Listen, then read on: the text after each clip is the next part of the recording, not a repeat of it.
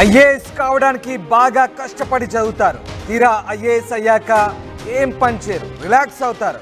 ఇది సత్తుపల్లి కాంగ్రెస్ ఎమ్మెల్యే మట్టా రాఘమయ్య చేసిన వివాదాస్పద వ్యాఖ్యలు. సత్తుపల్లి కాంగ్రెస్ నేతల సమావేశంలో ఎమ్మెల్యే నోరు జారారు. ఐఏఎస్ అవ్వడానికి బాగా కష్టపడి చదువుతారు, కానీ జాబ్ వచ్చాక మాత్రం రిలాక్స్ అవుతారు. ఐఏఎస్ అధికారులాగా రిలాక్స్ అవ్వద్దంటూ సీఎం రేవంత్ మాకు చెప్పారంటూ రాఘమయ్య వివాదాస్పద వ్యాఖ్యలు చేశారు. ఐఏఎస్ అధికారులపై సీఎంను మంత్రులను అందరూ తిట్టినా మా నేతలు కౌంటర్ ఇవ్వడం లేదంటూ రాఘమయ్య వ్యాఖ్యానించారు.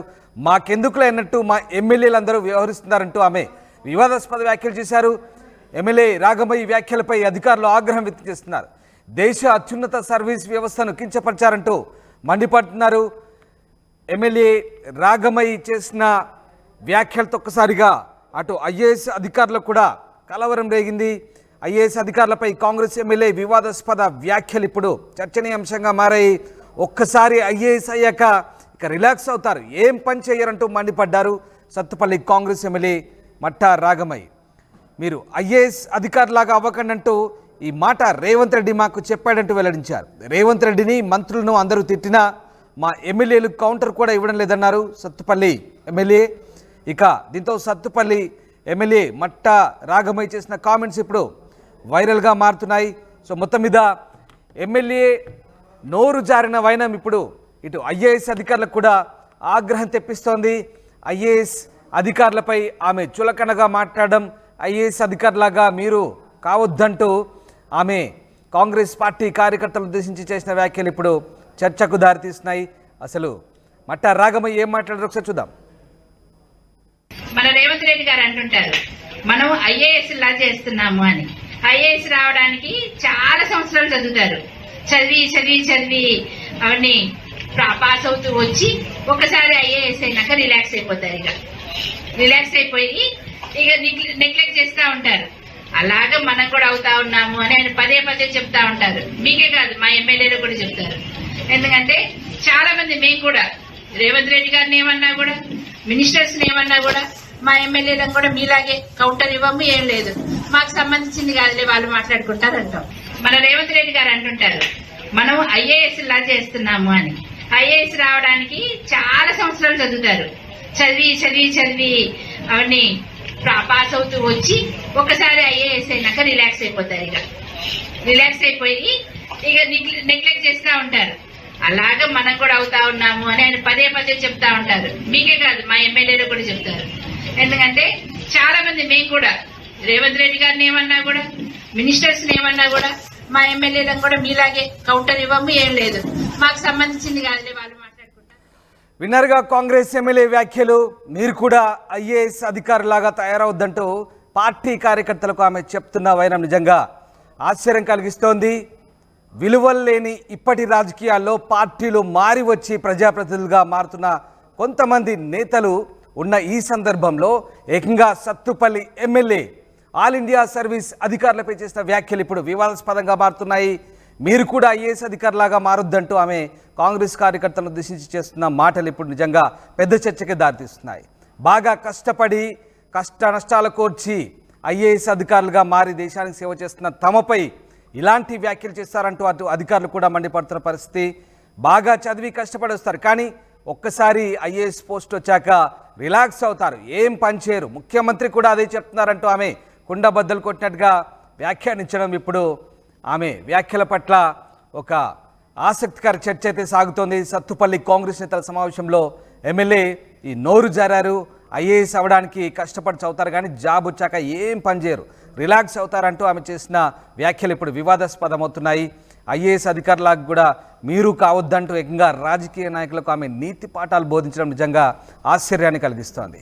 సీఎంను మంత్రులను అందరూ తిట్టినా మా నేతలు కౌంటర్లు ఇవ్వడం లేదంటూ మరొక మాట మాట్లాడారు. మాకెందుకు లేనట్లు మా ఎమ్మెల్యేలందరూ కూడా వ్యవహరిస్తున్నారంటూ రాఘమయ్య మాట్లాడడం ఇప్పుడు ఆసక్తి రేపుతుంది. రైట్, మా కొలీగ్ మధు జాయిన్ అవుతున్నారు. మధు, మట్టా రాఘమయ్య చేసిన వ్యాఖ్యలు ఎలాంటి చర్చకు దారితీస్తున్నాయి? ముఖ్యంగా ఐఏఎస్ అధికారులాగా మీరు కావద్దంటూ రాజకీయ నాయకులకు నీతులు చెప్తుంటే నిజంగా ఆశ్చర్యం కలిగిస్తోంది.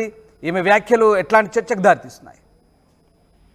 అంటే గతంలోనే కొద్ది రోజుల క్రితం ఒక సమావేశంలో ముఖ్యమంత్రి రేవంత్ రెడ్డి ఇలాంటి వ్యాఖ్యలే చేశారు. కాకపోతే ఆయన మాట్లాడినటువంటి కాంటెక్స్ట్ వేరే. మేము ప్రభుత్వాన్ని నడిపేది మేమైనా, శాసనాలు నిర్మాణాలు చేసేది మేమైనప్పటికీ కూడా, నిర్ణయాలు తీసుకునేది మేమైనా, క్షేత్రస్థాయిలో ఇంప్లిమెంట్ చేసేది ఐఏఎస్ అధికారులే.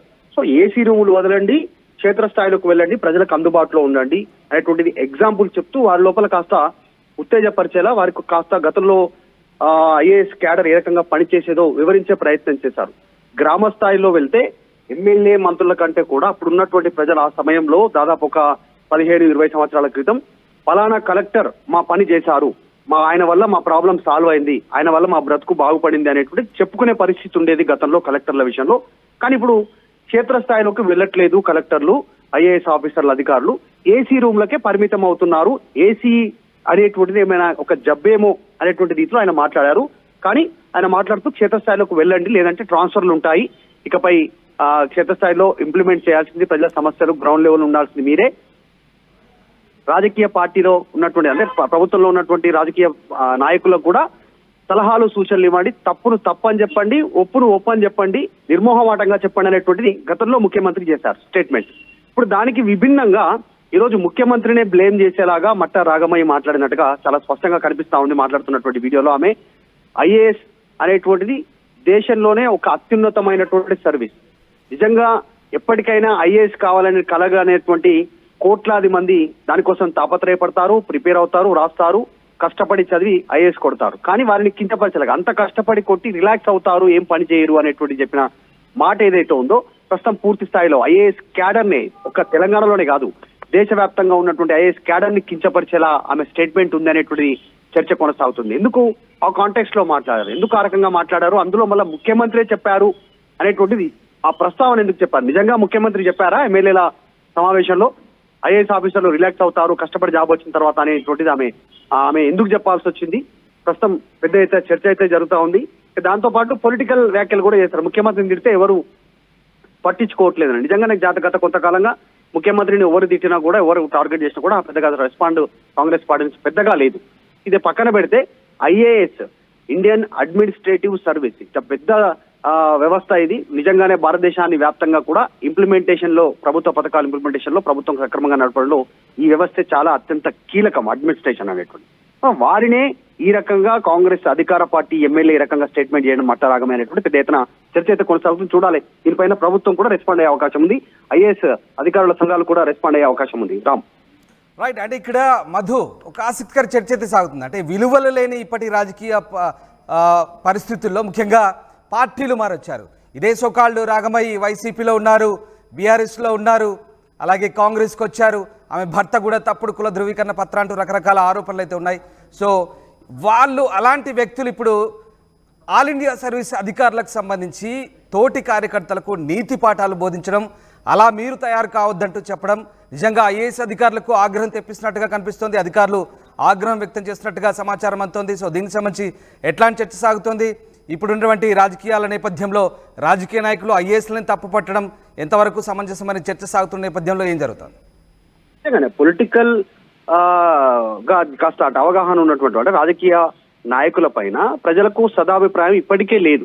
సాధారణంగానే రాజకీయ పార్టీ నాయకులు అంటే కేవలం ప్రజలను మభ్యపెట్టి ఏదో ఒక హామీ ఇచ్చి ఎన్నికల్లో గెలిచి 5 సంవత్సరాలు గడిపి డబ్బు సంపాదించుకొని అక్రమాస్తులు సంపాదించుకొని వెళ్ళిపోతారు. ప్రజలకు పెద్ద సేవ చేసేది ఏముండదు, తూతూ మంత్రంగా చేస్తారు అనేటువంటిది క్షేత్రస్థాయిలో చర్చ ఉంది చాలా రోజుల నుంచి.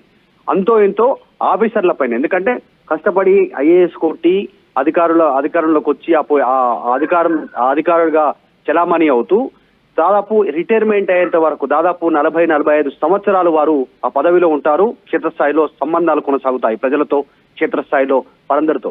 కేవలం 5 సంవత్సరాల కోసం అబద్ధపు హామీలు ఇచ్చి అధికారంలోకి వచ్చేటువంటి రాజకీయ పార్టీ నాయకులు ఈ రోజు చేస్తున్నటువంటి స్టేట్మెంట్స్ టోటల్ అడ్మినిస్ట్రేటివ్ వ్యవస్థనే ఒక కించపరిచేలాగా, అంటే ఇండియన్ అడ్మినిస్ట్రేటివ్ సర్వీస్ దేశవ్యాప్తంగా ఉన్నటువంటి కించపరిచే స్టేట్మెంట్ ఏదైతే చర్చ అయితే కొనసాగుతా ఉంది. దాంతో పాటు నిజంగానే రాజకీయ పార్టీ నాయకులు అక్రమంగా సర్టిఫికెట్లు పెడతారు, అక్రమ సంపాదన చేసుకుంటారు, అబద్ధపు హామీలు ఇస్తారు, ప్రజలకు అందుబాటులో ఉండరు, మోసాలు చేస్తారు, ఒక పార్టీలో గెలిచి ఇంకొక పార్టీలోకి వెళ్తారు. ఇలాంటి వాళ్ళు ఇండియన్ అడ్మినిస్ట్రేటివ్ సర్వీస్ పైన చేస్తున్నటువంటి వ్యాఖ్యలు చాలా ఆక్షేపణీయంగా ఉన్నాయి. చాలా రోజుల నుంచి దీనిపైన చర్చ కొనసాగుతోంది. ముఖ్యమంత్రి రేవంత్ రెడ్డి చేసినటువంటి వ్యాఖ్యల విషయంలోనే ఆల్రెడీ ఐఏఎస్ అధికారులు చాలా అగ్రంగా ఉన్నారు. ఆల్రెడీ ఇంత కష్టపడి చేస్తా ఉంటే ఏదో ఒక సందర్భంలో ఇరికిచ్చేది మాత్రం ఐఏఎస్ అధికారులని క్షేత్రస్థాయిలో ఏదో ఒక ఇంప్లిమెంటేషన్ విషయంలో ఇప్పుడు రీసెంట్ గా చూస్తే గత కొన్ని కేసులలో అధికారులు జైలుకు వెళ్తా ఉన్నారు. పోలీసు తర్వాత ఐపీఎస్ ఐఏఎస్ అధికారులు జైలుకు వెళ్లి వస్తున్న సంఘటనలు మనకు చాలా స్పష్టంగా కనిపిస్తున్నాయి. రాజకీయ పార్టీ నాయకులు మాత్రం బెయిల్ పైన ఉంటున్నారు, అబద్ధ హామీలు చెప్తున్నారు, మళ్ళీ గెలుస్తున్నారు, మళ్ళీ ప్రజలను మోసం చేస్తున్నారు.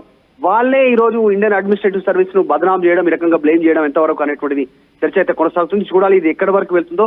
ముఖ్యమంత్రి అన్నారు గతంలోనే, మళ్ళీ ముఖ్యమంత్రి మాతో కూడా చెప్పారనేటువంటిది ఎమ్మెల్యే సమావేశంలో ఈ రోజు మట్ట Ragamayi direct Indian administrative service IAS ను టార్గెట్ చేయడం అనేది పెద్ద ఎత్తున చర్చ కొనసాగుతుంది. Ram, right, thanks for the update Madhu. So అంతర్గత సమావేశంలో ముఖ్యమంత్రి ఏం చెప్పారో తెలియదు కానీ ఆమె ముఖ్యమంత్రిని బదనాం చేశారు, ఆల్ ఇండియా సర్వీస్ అధికారులని బదనాం చేస్తున్నారు. మొత్తం మీద సత్తుపల్లి కాంగ్రెస్ నేతల సమావేశంలో నోరు జారారు ఎమ్మెల్యే. ఐఏఎస్ అవ్వడానికి బాగా కష్టపడి చదువుతారు కానీ జాబ్ వచ్చాక మాత్రం ఏం పని చేయరు, రిలాక్స్ అవుతారంటూ ఆమె ఐఏఎస్ అధికారులను ఉద్దేశించి చేసిన వ్యాఖ్యలు ఇప్పుడు వివాదాస్పదంగా మారుతున్నాయి. సీఎంను మంత్రులను అందరు తిట్టినా మా నేతలు కొందరు కౌంటర్ ఇవ్వడం లేదంటూ కూడా రాగమయ్య వ్యాఖ్యానించారు. సో మట్ట రాగమయ్య వ్యాఖ్యలపై ఇటు ఆల్ ఇండియా సివిల్ సర్వీస్ వ్యవస్థను కించపరిచారంటూ కూడా అధికారులు మండిపడుతున్న పరిస్థితి కనబడుతోంది. మనం ఐఏఎస్ లా చేస్తున్నాము అని. ఐఏఎస్ రావడానికి చాలా సంవత్సరాలు చదువుతారు. చదివి అవన్నీ పాస్ అవుతూ వచ్చి ఒకసారి ఐఏఎస్ అయినాక రిలాక్స్ అయిపోతారు. రిలాక్స్ అయిపోయి నెగ్లెక్ట్ చేస్తూ ఉంటారు. అలాగా మనం కూడా అవుతా ఉన్నాము అని ఆయన పదే చెప్తా ఉంటారు. మీకే కాదు, మా ఎమ్మెల్యేలు కూడా చెప్తారు. ఎందుకంటే చాలా మంది మేము కూడా రేవంత్ రెడ్డి గారిని ఏమన్నా కూడా, మినిస్టర్స్ ఏమన్నా కూడా, మా ఎమ్మెల్యేలకు కూడా మీలాగే కౌంటర్ ఇవ్వము, ఏం లేదు, మాకు సంబంధించింది కాదులే, వాళ్ళు మాట్లాడుకుంటారంటాం. ఆర్టీవీ యాప్ వార్తల్ని క్షణాల్లో చదివే అవకాశం ఉంటుంది. ఒక న్యూస్ పేపర్, ఒక టెలివిజన్ ఛానల్ మీ చేతుల్లో ఎప్పుడూ ఉంటాయి.